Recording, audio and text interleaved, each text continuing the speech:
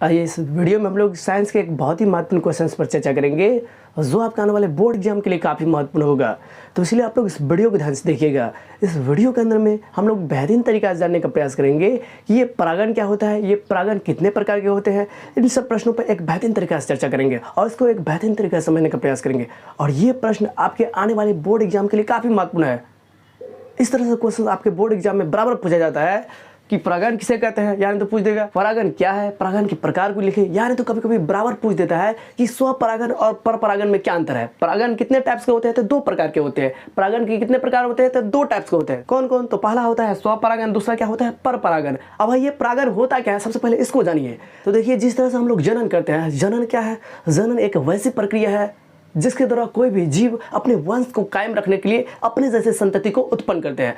वैसी प्रक्रिया जिससे जीवों में निरंतरता बनी रहे। निरंतरता मतलब क्या? कंटिन्यूटी बनी रहे। अगर भाई आप लोग जनन नहीं कीजिएगा तो क्या आपका वंश कायम रहेगा? क्या आपका वंश कंटिन्यूटी बना रहेगा? क्या आपके वंश में निरंतरता बनी रहेगी? नहीं बनी रहेगी। तो इसी वंश की निरंतरता बनी रहने के लिए, वंश को कायम रखने के लिए हम लोग किस तरह के काम करते हैं? तो जनन करते हैं। ठीक है, उसी तरह से पेड़ पौधा भी अपने वंश को कायम रखने के लिए क्या करता है? जनन करता है। वही है परागण। अब आइए एक बेहतरीन तरीका से परिभाषा के माध्यम से हम आपको एक बेहतरीन तरीका से समझाने का प्रयास करते हैं कि ये परागण क्या होता है। देखिए, परागकोश में उपस्थित। अब भाई बोलिएगा सर जी ये परागकोश क्या है? यहाँ देखिए, पुष्प का जनन भाग होता है कौन? स्त्रीकेसर होता है, एक होता है पुंकेसर। यहाँ देखिए, पुष्प के जनन भाग जिसमें मादा भाग क्या होता है? स्त्रीकेसर। पुष्प का जनन भाग जिस तरह से हम लोग में लिंग पाया जाता है, ठीक उसी तरह से पुष्प में भी होता है। जिस तरह से आप देखिए, पुष्प का जनन भाग जिसमें स्त्रीकेसर आपसे पूछ लेगा, और कई बार आपके बोर्ड एग्जाम में भी पूछा गया है कि पुष्प के मादा जनन भाग को क्या कहते हैं? तो पुष्प के मादा जनन भाग को कहते हैं स्त्रीकेसर, और पुष्प के नर जनन भाग को क्या कहते हैं? तो उसको कहते हैं पुंकेसर। इसी पुंकेसर में क्या पाया जाता है? पुंकेसर का मतलब क्या हुआ? पेड़ पौधा के ऊपरी वाला भाग में, नर वाला भाग में क्या पाया जाता है? परागकोश। और उस परागकोश में क्या होता है? परागकण। बोलेगा सर जी ये परागकण क्या होता है? आप ही लोग कभी कभी फूल को छू देते हो या कभी कभी किसी पौधे को छू देते हो तो हाथ में लग जाता है ना, चिकनाहट जैसे लगता है ना, वही है परागकण। परागकोश में उपस्थित परागकणों का, देखिए परागण क्या है, इसको एक बेहतरीन तरीका से समझिए। परागकोश में उपस्थित परागकणों का स्थानांतरण कहाँ पर हो जाता है? स्त्रीकेसर के वर्तिकाग्र। स्त्रीकेसर का मतलब क्या हुआ? मादा भाग के ऊपरी वाला भाग। पुष्प के दो जनन भाग होते हैं, एक होता है स्त्रीकेसर, एक होता है क्या? पुंकेसर। तो स्त्रीकेसर के वर्तिकाग्र, वर्तिकाग्र का मतलब क्या हुआ? मादा भाग के सबसे ऊपरी वाला भाग पर यह परागकण ट्रांसफर हो जाता है। परागकण उस पर मिल जाता है, किस पर? स्त्रीकेसर के वर्तिकाग्र तक पहुंच जाता है। तो वही क्रिया क्या कहलाता है? परागण। इससे क्या होता है?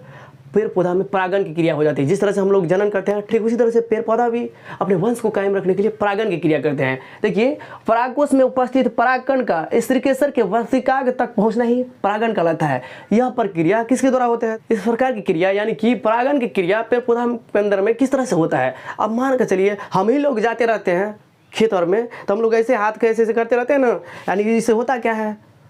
सभी पेड़ पौधा एक दूसरे से मिल जाते हैं, तो उससे भी हो जाता है। हवा के माध्यम से भी होता है। अब यहाँ पे समझिए, हवा के माध्यम से भी परागण की क्रिया होती है। मान के चलिए गेहूं का पौधा है या धाने का पौधा है, तो हवा आते जाते रहता है, तो उसी दिन क्या होता है? सभी पौधे एक दूसरे के साथ कनेक्टेड होते हैं, इसी में इसका काम हो जाता है। और हम सभी किस तरह से काम करते हैं, जनन किस तरह से करते हैं, ये सब तो आपको कहने की जरूरत नहीं है। आप लोग इस समय तो बहुत माहिर हो। देखिए, इस प्रकार की क्रिया, किस प्रकार की क्रिया? परागण की क्रिया होगा तो होगा किस तरह से? तो हवा के माध्यम से होता है, जल के माध्यम से होता है। जल में भी क्या होता है? एक दूसरे प्लांट एक दूसरे से कनेक्टेड हो जाता है। एक दूसरे से जब ये संपर्क में आया तब ये हो गया। हम लोग भी एक दूसरे से जब ये संपर्क में आएंगे हो जाएगा। समझ गए ना? यहाँ देखिए, इस प्रकार की क्रिया हवा, भंवरा, सबसे बढ़िया भंवरा। अब मान के चलिए कोई भंवरा या कोई तितली परागकोश में उपस्थित परागकणों के संपर्क में आया, और आता ही है, उसके पैर जो होता है परागकण के संपर्क में आता है। वो परागकण जो चिकनाहट होता है वह संपर्क में आ जाता है किसके? उसके पैरों के संपर्क में। वही तितली या वही भंवरा स्त्रीकेसर के वर्तिकाग्र पर जाएगा तो उसको खींच लेगा, उससे उसका काम हो जाता है। तो यहाँ पे परागण की क्रिया किन किन माध्यमों से होता है, इसको हम यहाँ पे आपको समझाने की कोशिश कर रहे हैं। समझने का प्रयास कीजिए। हवा के द्वारा भी होता है। जब भी हवा आएगा उस स्थिति में पौधा सब क्या होगा? एक दूसरे के साथ मिलेगा। एक दूसरे के साथ जब ये मिलेगा तो उसका काम हो जाएगा। इसके बाद भंवरा के भी द्वारा होता है। भंवरा जब ये बैठेगा किस पर? पुंकेसर पर। पुंकेसर के ऊपरी भाग में क्या होता है? ये क्या है? पुंकेसर पौधे का नर भाग है। जब ये इस पे बैठेगा उसमें होता है परागकोश, और परागकोश में तो आप लोग जानते ही हो परागकण रहता है। यही परागकण जब ये भंवरा के पैर में जाएगा, तितली के पैर में जाएगा, और वही तितली फुदक के जाएगा दूसरे पर, जब ये दूसरे पर जाएगा स्त्री केसर के वर्तिकाग पर जाएगा। स्त्री केसर के वर्तिकाग का मतलब क्या हुआ, वर्तिकाग ऊपरी में न रहता है, मादा भाग के सबसे ऊपरी वाले भाग को क्या कहते हैं, वर्तिकाग।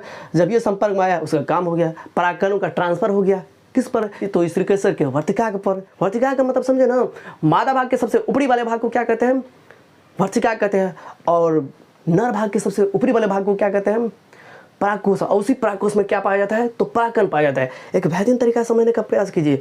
इसी प्रक्रिया के दौरान कोई भी पौधा फल का निर्माण करता है, बीज का निर्माण करता है। अगर इस तरह का प्रक्रिया नहीं होगा तो पता चला गेहूं होगा ही नहीं, पता चला धान होगा ही नहीं, कोई भी फसल का उत्पादन कर ही नहीं सकते हैं। इसलिए जिस तरह से हम लोग अगर प्रजनन नहीं करेंगे तो हमारा वंश कायम नहीं रहेगा, कोई बच्चा ही नहीं पैदा होगा। ठीक उसी तरह से इस तरह की प्रक्रिया अगर पेड़ पौधा में होगा नहीं तो उसी दिन हम लोग खाएंगे क्या, समझ गए ना। तो किस तरह से ये परागण है क्या, इसको फील कीजिए, अनुभव कीजिए एक बेहतरीन तरीका से। आप देखिए परागण कितने टाइप्स होता है, इसको भी एक बेहतरीन तरीका से समझिए। तो परागण दो तरह के होते हैं, एक पहला होता है स्वपरागण, दूसरा परपरागण। स्वपरागण का मतलब क्या होता है, इसको परिभाषा के माध्यम से देखने का प्रयास कीजिए। देखिए स्वपरागण किसे कहते हैं, जब परागकणों का स्थानांतरण उसी पुष्प के वर्तिकाग पर होता है तो उसे हम लोग क्या कहेंगे, स्वपरागण। मानकर चलिए एक ही पुष्प है और उसी पुष्प में क्या होता है, पुंकेसर भी न रहता है, स्त्रीकेसर भी न रहता है, तो उसी पुष्प के परागकोश में उपस्थित परागकण उसी पुष्प के स्त्रीकेसर के वर्तिकाग पर ट्रांसफर हो जाएगा तो उसे हम लोग क्या कहेंगे, स्वपरागण। जब अपने आप में काम हो जाएगा, अपने में अपने हो जाएगा तो उसे हम लोग क्या कहेंगे, स्वपरागण। लेकिन परपरागण का मतलब क्या होता है, परपरागण का मतलब देखिए यहाँ पर परिभाषा के माध्यम से समझिए। जब परागकणों का स्थानांतरण, जब परागकणों का स्थानांतरण एक पुष्प से दूसरे पुष्प पर होगा, मान के चलिए एक पुष्प हुआ, उसमें परागकोश पाया जाता है ऊपरी वाले भाग में, और परागकोश में हम सभी जानते हैं परागकण पाया जाता है, वो परागकण दूसरे पुष्प पर ट्रांसफर होगा, तब इस तरह की प्रक्रिया को कहते हैं हम लोग क्या, परपरागण। जब परागकणों का स्थानांतरण दूसरे पुष्प पर होता है तो उसे हम लोग क्या कहेंगे, परपरागण कहेंगे। तो भाई स्वपरागण और परपरागण में होता कौन बढ़िया है, तो ये परपरागण होता है। परपरागण में क्या होता है, बढ़िया फल निकलेगा, भारी फल निकलेगा, देखने में भी आकर्षण लगेगा। अब मान के चलिए अपने गाँव में फंस जाइएगा तो गेहूँ जैसे ना भदू पैदा लगेगा, आप जैसे रहिएगा उसी तरह से होगा। लेकिन दूर दराज से लाइएगा, अदर कास्ट से लाइएगा तो एक नया तरह का बच्चा जन्म लेगा, होगा ना। तो इसलिए गांव घर के चक्कर में मत पड़िए, नहीं तो जैसे आप हैं उसी तरह से होगा।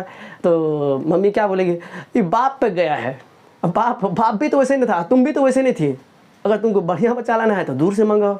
नहीं समझ गया। तो होता क्या है, परपरागण का मतलब क्या होता है, जब परागकणों का स्थानांतरण एक पुष्प से दूसरे पुष्प पर हो तो उसे हम लोग क्या कहेंगे, परपरागण। और परपरागण से लाभ क्या है, इससे जो भी निर्माण होगा वह अगले नस्ल का, एक बेहतरीन नस्ल का, बड़ा फल भी बढ़िया उत्पन्न होगा, भारी होगा, बड़ा होगा, देखने में भी आकर्षक होगा। तो परपरागण हमेशा स्वपरागण की तुलना में अच्छा होता है। और स्वपरागण का मतलब क्या हुआ, अपने में अपने कीजिएगा तो उस स्थिति में क्या होगा, मान के चलिए आप मनी में है, मनिया के साथ कीजिएगा तो क्या मनिया के जैसा नहीं होगा। अपने में अपने कीजिएगा तो जिस तरह से आप है उसी तरह से होगा, तो फिर बाद में नहीं खाइएगा हमको, हम तो आपको बता दिए। अगर बेहतरीन करना है तो क्रॉस पॉलिनेशन कीजिए, दूर दराज से मंगाइए, फिर दूर दराज से कनेक्शन होगा, फिर अगला नस्ल का आएगा, बेहतरीन बच्चा होगा, बहुत दूर रहेगा, तुम्हारा जैसे कमजोर नहीं होगा गणित में ना। इसलिए तुम चाहते हो कि गणित में हमारा बच्चा इंटेलिजेंट बने, बेहतरीन बने, तो दूर दराज से लाइए, समझ गए ना। ताकि जब आप लोग कीजिएगा वो काम करने के बाद तो अगला नस्ल का बच्चा आएगा, बेहतरीन बच्चा आएगा, उसका दिमाग बुद्धि आपसे बेहतर होगा, समझ गए ना। तो देखिए यहाँ पे इस वीडियो के अंदर में हमने आपको एक बेहतरीन तरीका से समझाने का प्रयास किए कि ये परागण क्या होता है। तो परागण का मतलब क्या हुआ, जिस तरह से हम लोग अपने वंश को कायम रखने के लिए जनन करते हैं, जनन वैसे प्रक्रिया को कहते हैं जिसमें कोई भी जीव, कोई भी सजीव प्राणी अपने वंश को कायम रखने के लिए, जीवों में निरंतरता बनाए रखने के लिए अपने ही जैसे संतति को उत्पन्न करते हैं, तो उसे हम लोग कहते हैं जनन। ठीक उसी तरह से पेड़ पौधा भी अपने वंश को कायम रखने के लिए परागण की क्रिया करता है। परागकोश में उपस्थित परागकणों का स्थानांतरण स्त्रीकेसर के वर्तिकाग तक होता है, स्त्रीकेसर के वर्तिकाग तक पहुंचता है, तो उसी प्रक्रिया के नाम क्या है, परागण का है। तो समझ गए होंगे ये परागण कितने प्रकार के होते हैं, तो दो प्रकार के होते हैं, स्वपरागण, परपरागण। स्वपरागण का मतलब क्या हुआ, अपने आप में मिल जाइएगा, अपने कास्ट में मिल जाइएगा, अपने ही सगे संबंधी के साथ मिल जाएगा, तो ये क्या हो जाएगा, स्वपरागण। यानी कि जब परागकणों का स्थानांतरण उसी पुष्प के वर्तिकाग पर होगा तो उसे हम लोग क्या कहेंगे, स्वपरागण।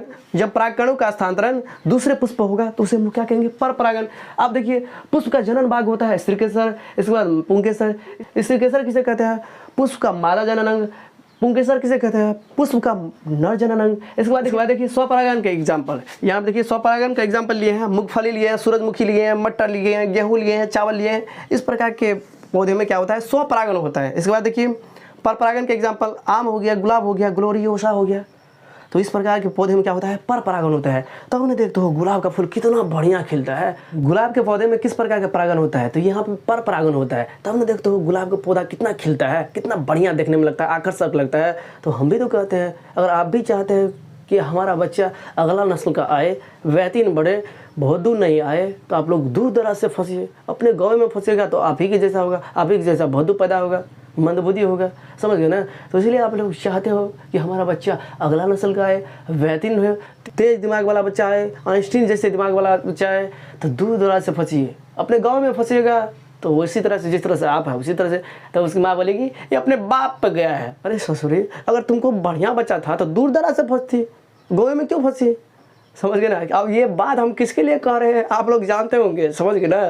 तो ये आप पे निर्भर है कि आप किस तरह का बच्चा चाहते हैं। अगर बढ़िया बच्चा चाहते हैं, बेहतरीन बच्चा चाहते हैं, तो अलग कास्ट में दूर दराज से मंगाइए। नहीं, आप ही अपने जैसे चाहते हो तो गाँव घर में फंसिए, ये आप पे ऊपर निर्भर है। परागण की तुलना में पर परागण बहुत ही बढ़िया होता है, समझ गए ना। तो हम ये आशा करते हैं कि इस वीडियो के अंदर में ये परागण क्या होता है, परागण के कितने प्रकार है, इस वीडियो के अंदर में हमने आपको एक बेहतरीन तरीका से समझाने का प्रयास किए हैं। आप लोगों ने इन सारे क्वेश्चंस को, इन सारे टॉपिक्स को एक बेहतरीन तरीके से समझ लिए होंगे। तो चलिए दोस्तों, फिर मिलेंगे नए वीडियो में नए कंसेप्ट के साथ। तब तक के लिए हमें बता दीजिए, यदि वीडियो पसंद आए तो इस चैनल को जरूरी सब्सक्राइब कर लीजिएगा और उस वीडियो को अपने सारे दोस्तों के व्हाट्सएप ग्रुप में ज़रूर शेयर कीजिएगा, ताकि इस तरह के अच्छे वीडियो आपके दोस्त के पास भी जाए और आपका दोस्त भी मैट्रिक की तैयारी एक बेहतरीन ढंग से कर पाए। तो चलिए दोस्तों, फिर मिलते हैं नए वीडियो में नए कंसेप्ट के साथ। तब तक के लिए हमें विदा दीजिए। जय हिंद, जय भारत। हो तुझ में ऐसी बातें जिनसे दुनिया बेखबर है, मेरी हसरतों का। हो तुझ में ऐसी बातें जिनसे दुनिया बेखबर है, मेरी हसरतों का, मेरी हसरतों का। तुमको नहीं पता, दीवाना पूछ लेगा तेरा नाम पता। अगर सॉन्ग अच्छा लगे तो चैनल को ज़रूर सब्सक्राइब कीजिएगा, और वीडियो पसंद आए तो ज़रूर शेयर कीजिएगा, समझ गए ना। न डरबै तो प्रेम को ना करबै, अहाँ बिन हम जिंदगी को ना कटबै, हमरो अहाँ बिन जिंदगी अन्हार लगैया, हमरो अहाँ बिन जिंदगी अन्हार लगैया। जे देखै छी सुनै छी लगैया सपना, हो जे देखै छी सुनै छी लगैया सपना, चूड़ी हंसी हंसी ताना मारैया सजना, एना बजियो न सजनी करेज कटैया।